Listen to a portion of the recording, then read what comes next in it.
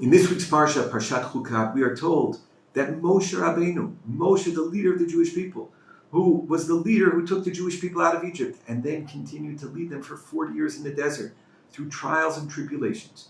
Moshe is told, you will not be able to enter into the land of Israel because of the way in which you acted during Mei Merivah.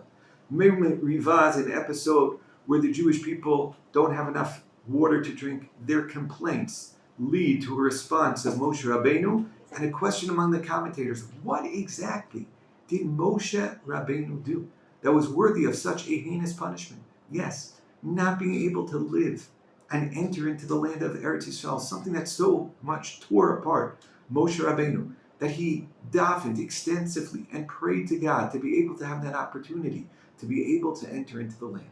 But Moshe is told, no, you are not allowed to, because Yan asher lo hemantem bi lakdisheni le'inei bnei Yisrael, because of some failure in emunah, of being unable to sanctify me with the emunah in the eyes of the Jewish people.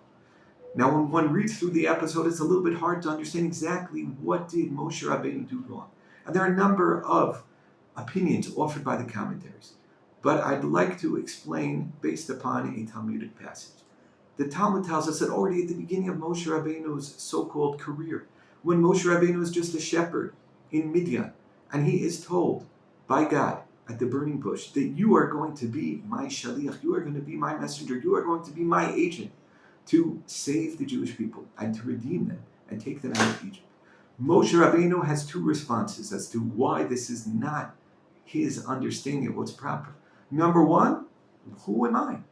Shlach nabiyat tishlach, send it through somebody else, somebody more capable of me. Mi anochi ke'elecha baru, v'chi bnei Yisrael. Who am I to be able to be the one to be the savior of the Jewish people as an agent of God? But secondly, he asks something else. He says, why are you sending me? V'hein lo ya'aminu vi, v'lo yishmu b'koli.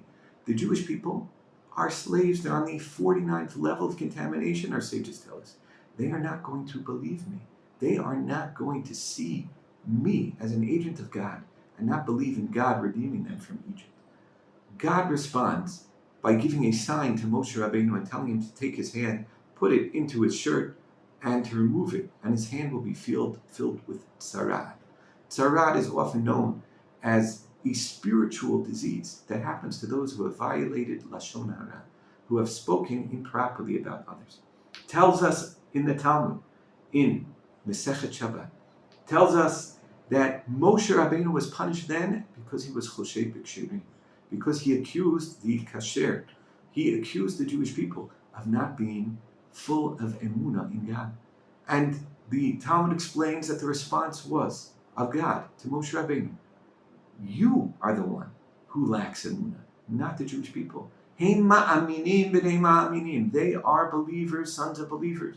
And in fact, the response of the Jewish people to Moshe Rabbeinu's rally cry is, Vaye'amen ha'am, the nation believes in Moshe Rabbeinu as the representative of God to redeem them from Egypt. B'nei ma'aminim. After all, we are descendants of Avraham Avinu, who despite the trials and tribulations he had, Vehemin ba'Hashem v'yachshavel lo tzedakah, the Torah tells us in Sefer Bereshit, he believed in God. We are a nation of believers.